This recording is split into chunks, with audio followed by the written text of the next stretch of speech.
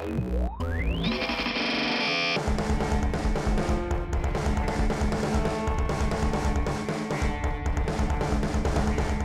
it's Crash Bang Boom time, y'all. Thanks for tuning in. I'm your host, Jody Smith. Today my guest is Tommy Buckley, drummer of New Orleans' own Crowbar and previously with Soilent Green. Today we talk about the ups and downs over the last quarter century of his drumming career. Between the murder-suicide of ex-bass player Scott Williams, 2 van wrecks, one of which left Ben Falgoust temporarily in a wheelchair with 2 broken legs, to the death of original singer Glenn Rambo in Hurricane Katrina, and then Tommy's fight with cancer. This guy's been through some shit and has lived to tell us about it. So without further ado, let's get to it. Crash, bang, boom!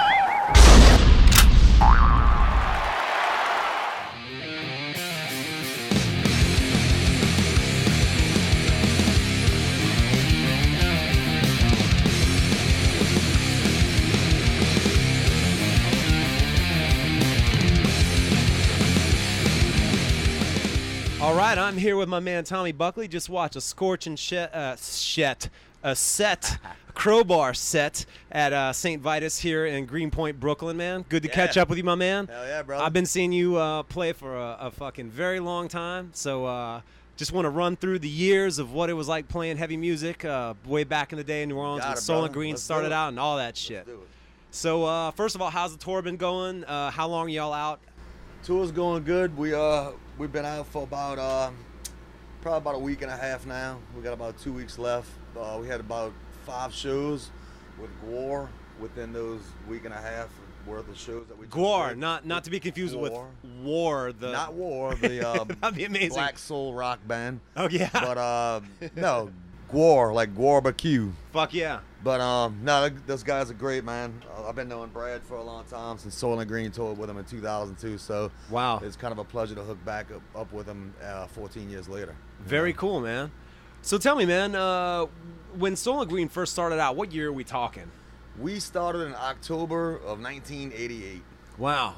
October. That's impressive, Right man. You remember the month. One more month will be like would be like our anniversary, you know. Awesome, man. So when y'all first started out, like what local bands were there any particular local bands that was an influence, or like who were y'all influenced by? We were influenced. I was influenced personally by Exhorder, of course. Yeah, of course. But you know, there was a lot of stuff around, man, at the time. You know, right? You had Exhorder, you had Graveyard Rodeo. You know, I mean, that was more commercial rock stuff like Zebra, Lillian Axe. You know, and then. I mean, and so far down the line, Louisiana LaRue, and dude, we can go on, you know.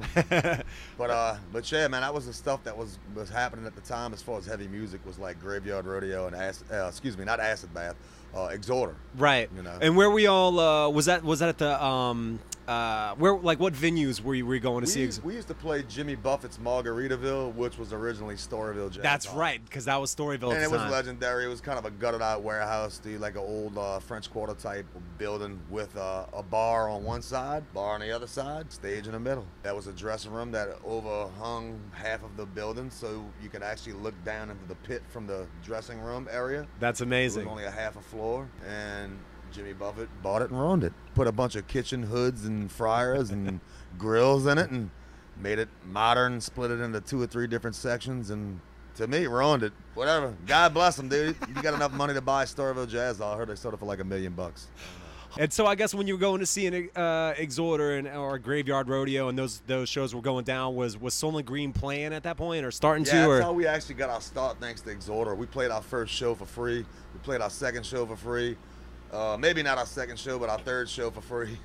You know, anytime we played with Exhorder, they were like, hey, y'all can have the opening slot, but y'all got to play for free.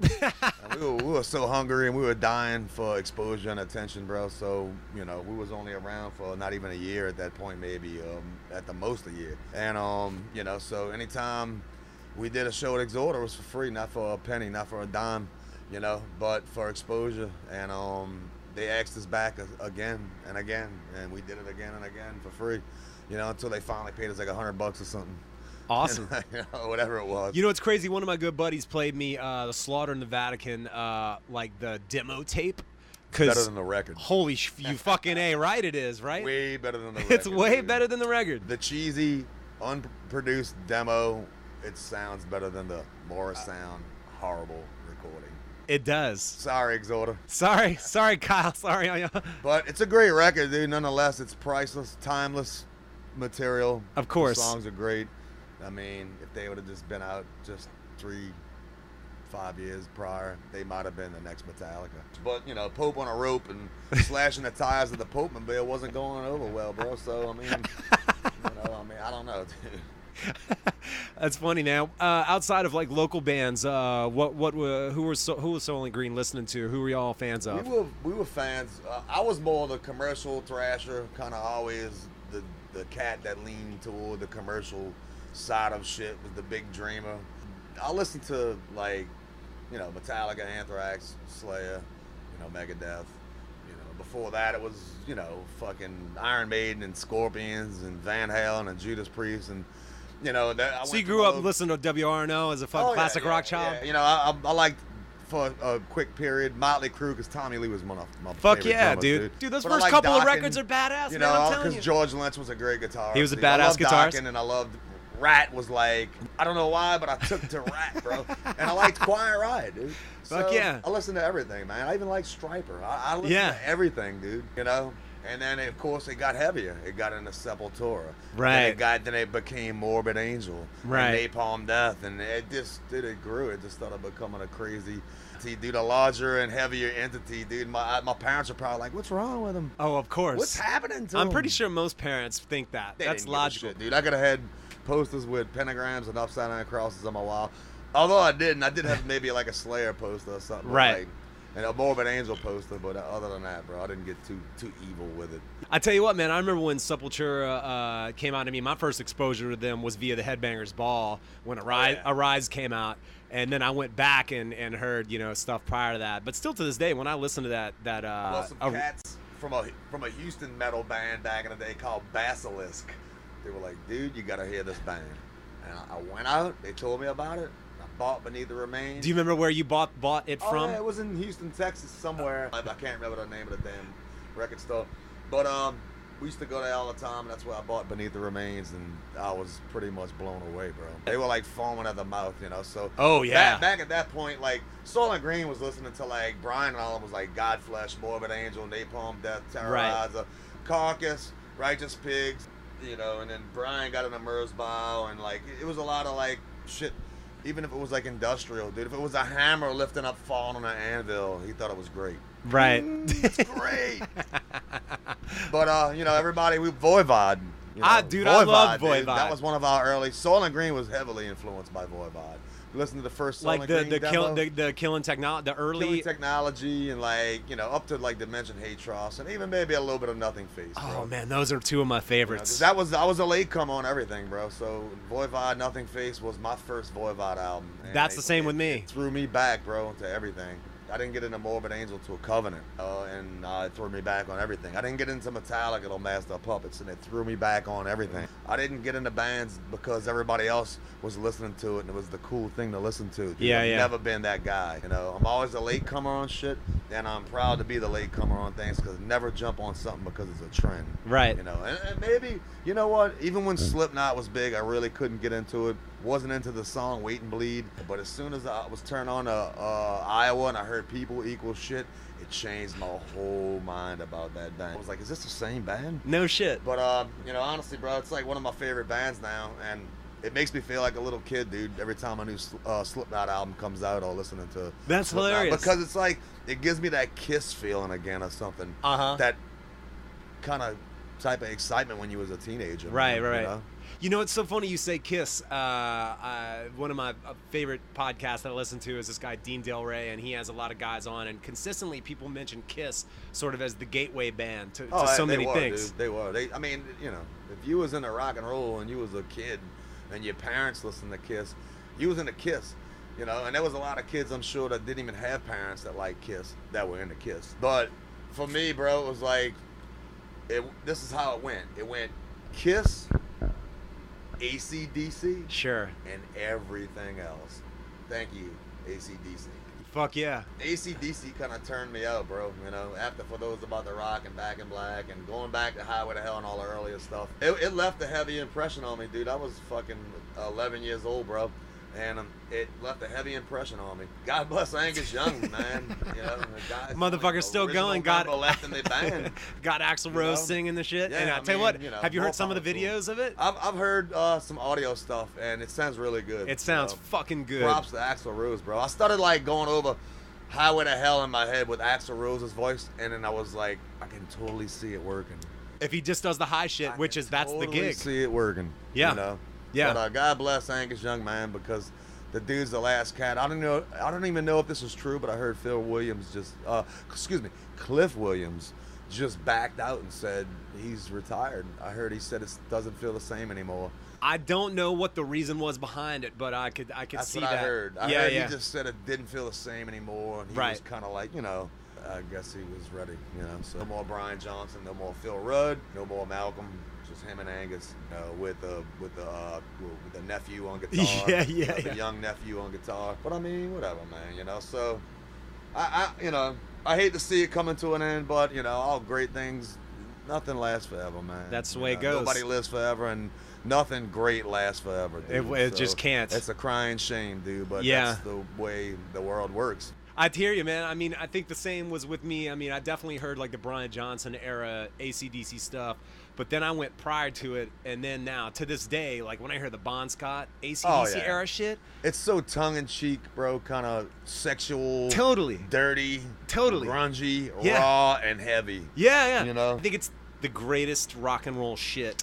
It's one of the only bands that came up with the same formula every record and they get away with it and pull it off and do it well. Right. And you know what? I mean, there's bands out there that have Rolling Stones probably had a bit of a formula. Right, you know. I mean, even for a while, Priest kind of had a certain sound. Sure. You know, Iron Maiden locked into that sound for a little while. But all bands can't stay sounding the same forever because you have to change with the times.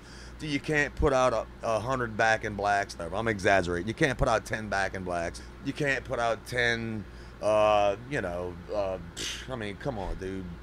Peace of Minds or Number of the Beasts or Power Slaves or, you know, which why I really appreciated Sepultura. Because if you listen to Beneath the Remains, To Arise, The Chaos AD, The Roots, there's not one of those 4 albums sound the same. They sound completely different. Yeah, there was an interesting evolution that they went through in all of them. You know. Yeah, that's a good point. Let me ask you this, man. Later on in the Soilent Green era, so I mean, how many full length albums did y'all put out? I guess Soilent Green's got the horrible name Pussy Soul for our first record, which I was outvoted, by the way, 4-1, 4-1, people. And I was the only one that didn't like that name. You're and like, really, they guys? outvoted Pussy me, bro. Soul? It was a vote. It was a hand vote. Raise your hand for Pussy Soul. And it was 4 hands up and 1 hand down. So I got outvoted. But that's hilarious. We put that album on Dwell Records in '94. And it was a good platform, a good stepping stone for us. And then it took us a little while to get our shit together. We did String of Lies, the first EP for Relapse Records in 1998. Then just a year later, we put out our full length. That was kind of like a precursor to the full length Some Our Secrets, which got in Rolling Stone as a critically acclaimed recording. It's like one of the 10 best metal bands at the time. Which that's crazy. I don't know how it happened, but it happened, you know. And then after that, we did Deleted Symphony with a Beaten Down, which was our third full length, and on 2001 on Relapse, and then we did 2004 was our last Relapse release, was Confrontation, and then we re-signed. We actually signed to Metal Blade, and then we had a 3-album contract. And you know, anybody knows the history of Soilent Green. We've had a lot of bad things happen to us. We're all lucky to still be here, man. Yeah. You know, van accidents and people, you know, murders and people dying in storms, and they can make a 2 to 3 hour VH1. I know, man. Old school VH1 classic movie. Right. R.I.P. VH1 classic. You know, they could have made a 3-hour movie out of the band Soilent Green. Absolutely. So, but yeah, man. I guess it's what 1, 2, 3, 4, 5 full lengths and an EP. You know, and right on. We had about 2 or 3 demos, maybe 4 demos for all the tape traders and demo seekers, and you know, it's out there, bro. You can find it. You know, with Glenn Rambo on vocals, it was probably 1, 2, 3, maybe recordings, 4 recordings. You know. And I guess as the drummer for all of that, what were you doing and what were you practicing to just get your head wrapped around that was like intensity of drumming? Into many bands at the time, Metallica, Megadeth, Anthrax. My favorite drummers were like Charlie Benante and Dave Lombardo. I just saw him at St. Vitus, by the way, Charlie with Anthrax. It was a heavy influence by Charlie and Dave, man. It was like Soilent Green was originally in a thrash band. Started off as a thrash band. And then I got totally infatuated with Pete Sandoval from Morbid Angel and his style of playing. And then it was like it totally rubbed off into my style with Soilent Green, and I kind of started leaning toward grindcore. And then we kind of transformed from a thrash band into a thrash metal grindcore band. You know, dude, when we got Ben Falgoust in the band, he was a real deep growler. So it turned into this thrash metal grindcore death metal band. Right. It was weird, bro. And then, you know, it's blues and jazz and fusion. You throw it all into that, and it makes Soilent Green and Southern right on top of it. So, and I've had drummers like Horg from Immortal, dude, come up to me when we were opening for Nile and Hypocrisy, and he was sitting on drums for Hypocrisy, and dude, he came over to me and Ben, and he fell in love with Soilent Green because he thought it was the most unique thing that he's ever heard, and I thought it was the coolest thing that a huge 6'6" black metal drummer from like, dude, wherever the hell they're from, Norway, Sweden, one of those, Immortal, that he was totally into it. He's such a legendary great drummer himself in his own right. And I thought it was the coolest thing, man, that Horg like really he latched on to Soilent Green. He told Ben, he's like, I must have every disc. So Ben gave him like every CD that we were selling off our merch table. He just gave it to him for free. But, you know, man, I guess there's a certain thing about Soilent Green. It's not for everyone, but, you know, there's something in it, no doubt, for everybody. Well, it's interesting, man. You know, I think one of the interesting aspects, and it's why I think there's sort of this ongoing support for bands is, with like I Hate God and Crowbar, is that from as early as like I guess the late 80s, you know, they were playing heavy music at a time where it was definitely nowhere nearly as cool to play heavy music as it is now. Oh no. You know what I'm saying? Right. Like it was definitely like that. It was not. It's changed too, man. It's so different now. I mean, more power to the younger kids, the metalcore. And the guys that have embraced it. Dude, whatever you do, emo, whatever, man, whatever floats your boat. It's all good, dude. Believe in yourself, because if not, dude, sometimes nobody will believe in you. But you know what, dude? If you stick to your guns, eventually somebody's going to notice. Somebody's going to raise the eyebrow. Somebody's going to recognize you. Somebody's out there listening, you know? That's fucking cool, man. Let me ask you this. So, Katrina was 2005. Oh, yeah. Did you start playing a Crowbar slightly thereafter? It was right before, actually. It was about a year, maybe a year and a half before Katrina. You know, I was in the Crowbar, and we did our first tour in Germany and all that, in Europe. And we went right into that, you know, DVD that was put out on Candlelight Record with Full Force. Yeah. You know, so the tempos were kind of fast. I was still learning how to play slow. Right. I was kind of stuck in high gear coming out of the green, learning how to put on the brakes, learning how to take the tempo slower. Playing like so 5 less drums. For me, it was a little, I was kind of embarrassed, dude, by the With Full Force video. It's a great, you know, point in my career, and it's a great documentary of our lives and what we did at that point of our career. And you know, I'm happy about it. It was fun, but when I look back on it, for me, it's a little embarrassing because I feel like I kind of rushed everything. I Am Forever, everything was like really pushed fast. But you know, thank God to Kirk, man. He dealt with the times with me making mistakes and screw ups in the songs, and you know, and trying to iron out all the wrinkles and the tempos. And he stuck with me through thick and thin. And you know, likewise, bro, I stuck with him through all the lineup changes, dude. Losing Steve Gibb, losing Pat Brutus, you know, man, with Jeff, and then all the change ups we had, bro. It's like we did no record, dude, for 2004 to 2010 was 6 years of no recording. So yeah. It was you know, kind of like basically disciplining myself to learn how to stay at one spot and just to be happy with what we were doing, what I was doing, what Crowbar and Kirk was doing at the time, you know. That was one of the things I wanted to ask you, because I always assumed in knowing what I know about you and what you did in Soilent Green, and you kind of just, I guess, answered my question, but the transition must not have been easy. No, it was even though that from a technical standpoint, I guess it's a more simplistic music, but just to go from such a, as you said, such a high gear. Well, I mean, honestly, you know, sometimes people always try to show their asses and go off berserk and crazy, and you know, once you get in that style of playing, you kind of get stuck in like a needle in a groove. It's sometimes hard to pull out of that, and it's not always the coolest thing to play fast. It's not always the badass thing to play fast. Sure. Sometimes it's the less is more is great, and you know what, dude? It's actually, to me, harder to play slow.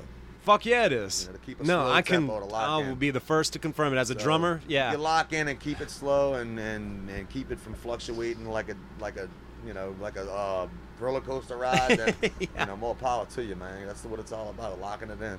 Well, man, I guess post Katrina, where was the band since you joined just prior to that? What happened? I guess where was everybody? We were all, you know, Soilent Green was stuck on tour, so we came home. Y'all were out on tour during Katrina? Yeah, we were watching it on TV, dude. We're freaking out, going, man, that's our home. Oh, no. We had to go back into it. We had to cut the last couple shows out early, and just to go into our houses to get a couple things, some clothes and whatever the heck you wanted, get out and go to a hotel room and stay.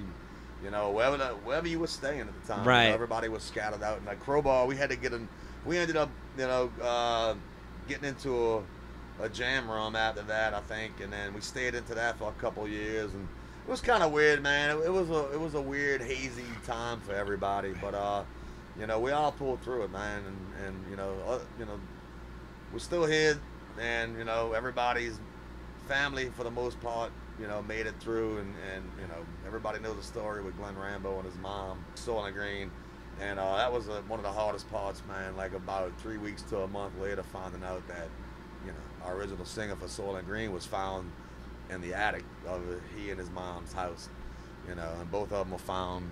Jesus. You know, what area of New Orleans were they? That was on St. Bernard, Louisiana. Oh, okay, they were out in St. Bernard. It was down lower Louisiana, more south east. Yeah. You know, where it was like really brackish and a lot of marshland, swampland down there. My parents had camps out in Manchac, Louisiana, so I grew up out there in boats and swimming in the swamp and shit. West of where I have a house in Kenner. It's like a little bit west of me, but yeah, man, water came up to where I was living at the time, up to my doorstep. You know, my parents had water up in their attic. Fuck. So, dude, they lost everything. The only thing they had left was whatever they packed in their trucks. Wow. Whatever was in that 2 vehicles was all they had left, you know. So. Wow.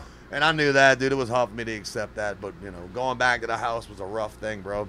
Oh, yeah. Swallowing your pride, and, you know, but thank God we all had our lives. That was the main thing, dude. Everything else is materialistic BS, dude. You know? No, I hear you. It's hard to wrap your head around it. I was, my dad's like an hour north. He's actually out by Finland. Son was out in Folsom. Yeah. And so we knew we weren't going to get water in the house, but we were like, trees are coming through this fucking place. Oh, yeah, it's so crazy, we just waited for trees to come crashing through the house. Well, you know, for myself, and I'm sure a lot of other people like yourself and many others, dude. For me, my life was split into two, bro. You know, it feels like life before Katrina and life after Katrina. It absolutely is, yeah. And, you know, it's crazy, bro. The neighborhood I grew up in, I drive down the street now going to visit my mom and dad maybe once a week, and out of maybe 15 houses on one side of the block and 15 houses on the other side of the block, a total of 30 houses on one block, there might be 10 left, dude. Yeah. It's crazy seeing a whole block where I grew up at with only 10 houses left and all these vacant lots. It's crazy, man. But yeah. You know, it's heartbreaking, but it's something that you gotta swallow, bro. Every time you go down there, it's a hard lump in your throat to swallow. But yeah, it's a little depressing, but it is what it is, dude. You just gotta accept it, you like it or not, bro. It's heartbreaking, you know, but it is what it is. I hear you, man. Well, shit, flash forward, I guess, more than a decade after joining Crowbar. How interesting has it been? It's been a turn of events in many respects, because I guess once again you went from one band to another band, had the adjustment of Katrina, all this other shit, and now 10 years later here we are talking in Brooklyn. Man. You know, we've still done some things with the Green here and there, and it's like we're not totally done with it, man. I love Soilent Green. It's my first love for music. My heart's still in it, you know. But it's kind of weird looking at the timeline with the releases.